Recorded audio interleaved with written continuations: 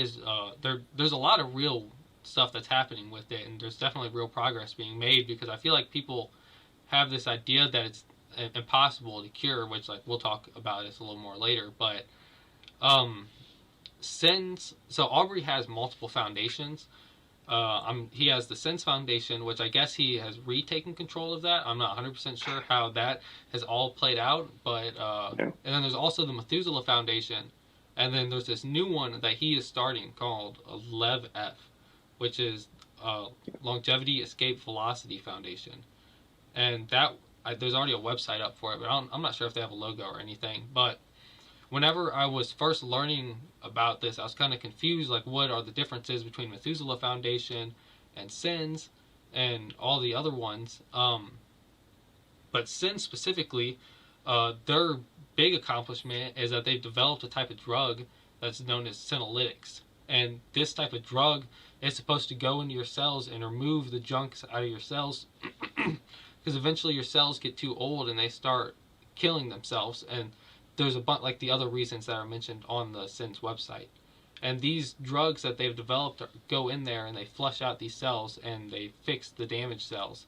So that what seems to be something that is proven that SINS focuses on, and it actually does rejuvenate people and will extend life extension. And that is actually like a really big improvement.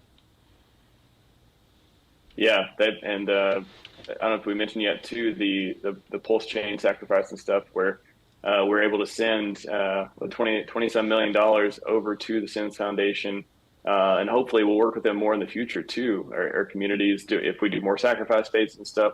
I thought that was an awesome thing to do to make sure they get funding, because I mean I've said before, I think crypto will be a footnote in Richard's Wikipedia article later on. This is kind of like setting up the funding to do, saving your finances is the first step, and then maybe he'll have like the Heart Foundation where he'll actually be, funding a lot of medical research. Maybe Aubrey will be heading that up. Maybe Richard himself at that point. Maybe he retires from crypto and goes into that full time, and to actually save people in the real world too. So I am long Richard Hartstock. He is him and longevity in this community. We got a lot of cool stuff to do. Yeah, I totally agree. And Richard has been in the longevity community for a very long time, and you can tell very clearly from his older videos how much he wanted to help the longevity community. And he always said that he was going to put a lot of his effort into longevity. He just wanted to get the crypto stuff figured out first. And then like you mentioned, we've seen that happen with the Sin sacrifice. And the amount of money that they got donated was like multiple years worth of donations in ones. And it was a lot. And longevity charities and organizations in general don't really get that much money.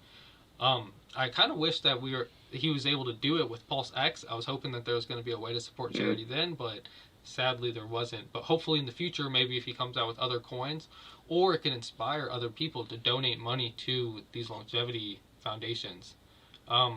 Like Maddie Allen created an NFT, and the one guy donated over $100,000 to the fund for the legal fees for Sins Foundation. So so he used an NFT to incentivize people to donate, and I think there could be a lot of other work done to get people to incentivize donations to longevity. Yeah, it's kind of like longevity research right now. We're at the ground floor. There's been a lot of progress made, but it's just been so slow because of lack of funding. And yeah, Richard's rumored to be a multi-billionaire. So what's the easiest way to fund longevity research with billions of dollars?